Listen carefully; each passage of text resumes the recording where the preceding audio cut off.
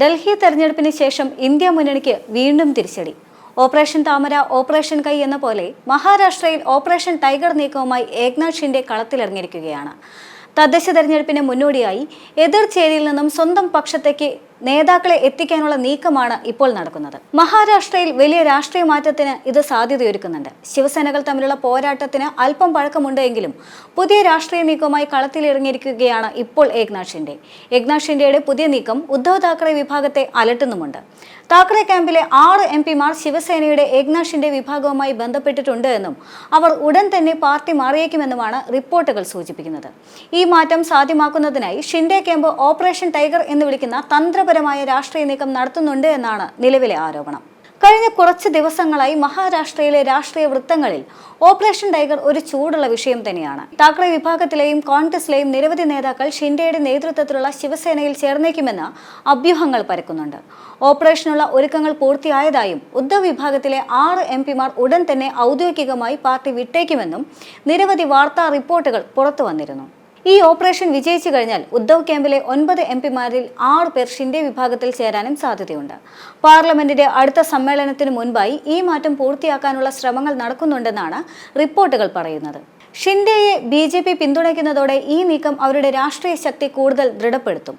രാജൻ സാൽവി വ്യാഴാഴ്ച ഷിൻഡെ വിഭാഗത്തിലേക്ക് ചേക്കേറിയത് താക്കറെ വിഭാഗത്തിന് കനത്ത തിരിച്ചടി തന്നെയായിരുന്നു.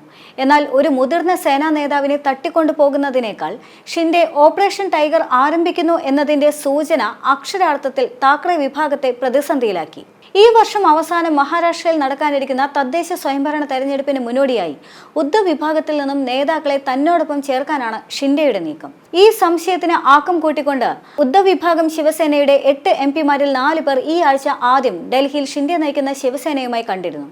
ബുധനാഴ്ച ശിവസേന കേന്ദ്രമന്ത്രിയായിരുന്ന പ്രതാപ് റാവു ജാദവ് സംഘടിപ്പിച്ച അത്താഴ വിരുന്നിൽ ഇവർ 3 പേരും പങ്കെടുത്തു എന്നും ആരോപണമുണ്ടായിരുന്നു. മാത്രമല്ല, ഉദ്ധവ് വിഭാഗം ശിവസേനയിൽ വലിയ തരത്തിലുള്ള അസ്വസ്ഥത സൃഷ്ടിച്ച മറ്റൊരു പരിപാടിയിൽ MP ആയിരുന്ന സഞ്ജയ് പാട്ടീൽ പങ്കെടുത്തിരുന്നു എന്നതും ശിവസേനയെ അക്ഷരാർത്ഥത്തിൽ പ്രതിസന്ധിയിലാക്കി.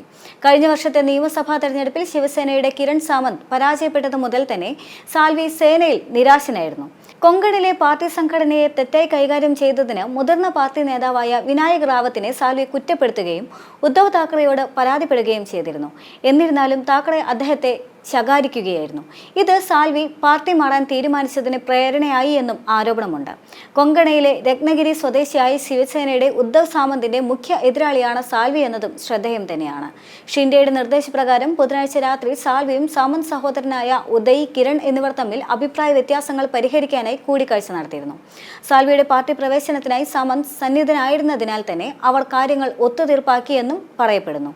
എന്നാൽ ഷിൻഡെ നയിക്കുന്ന മഹായുതി സർക്കാർ BJP-യുടെ പിന്തുണയോടെ അടുത്ത 5 വർഷത്തേക്ക് മഹാരാഷ്ട്ര ഭരിക്കാൻ ശക്തമായ നിലയിൽ തന്നെയാണ്. താക്കറെ വിഭാഗത്തോടൊപ്പം തുടർന്നു കഴിഞ്ഞാൽ ഭാവി അനിശ്ചിതത്വത്തിലാകുമെന്ന് പല MP-മാരും ഭയപ്പെടുന്നുണ്ട്. പ്രധാന ആശങ്കകളിലൊന്ന് ഫണ്ടിലേക്കുള്ള ലഭ്യത തന്നെയാണ്. ഭരണസഖ്യത്തിന് പുറത്ത് ഇത് ബുദ്ധിമുട്ടായേക്കാനും സാധ്യതയുണ്ട്. സംസ്ഥാന കേന്ദ്രതലങ്ങളിൽ മഹായുതി അധികാരത്തിലിരിക്കുന്നതിനാൽ തന്നെ ഷിൻഡെയുമായി സഖ്യമുണ്ടാക്കുന്നത് രാഷ്ട്രീയമായി ഗുണകരമായ ഒരു നീക്കമായി തന്നെയാണ് ഈ MP-മാർ കരുതുന്നത്. ഏക്നാഥ് ഷിൻഡെയുടെ നേതൃത്വത്തിൽ ശിവസേന തെരഞ്ഞെടുപ്പുകളിൽ മത്സരിക്കുകയും പൊതുജനങ്ങളിൽ നിന്ന് ശക്തമായ ജനവിധി തേടുകയും ചെയ്തിരുന്നു. നിയമസഭാ തെരഞ്ഞെടുപ്പുകളിലെ പ്രകടനം അവരുടെ നിലപാട് കൂടുതൽ ഉറപ്പിച്ചു. ഇപ്പോൾ പാർട്ടി പേരും തെരഞ്ഞെടുപ്പ് ചിഹ്നവും കൂടാതെ ഉദ്ധവ് വിഭാഗത്തിന് പിടിച്ചു നിൽക്കാൻ മറ്റൊന്നുമില്ല എന്നതാണ് യാഥാർത്ഥ്യം.